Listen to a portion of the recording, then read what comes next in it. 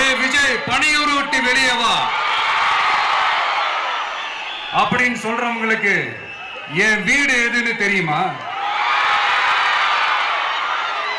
முதல்ல என் வீடு எங்க இருக்குனாவது தெரியுமா? என சீண்டி பார்க்கறதா நினைச்சு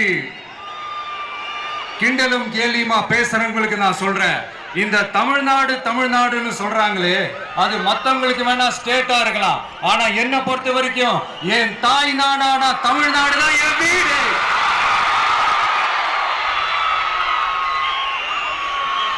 என் வீட்டுல மொத்தம் எத்தனை பேர் இருக்காங்க தெரியுமா? 8 கோடி பேர் இருக்காங்க.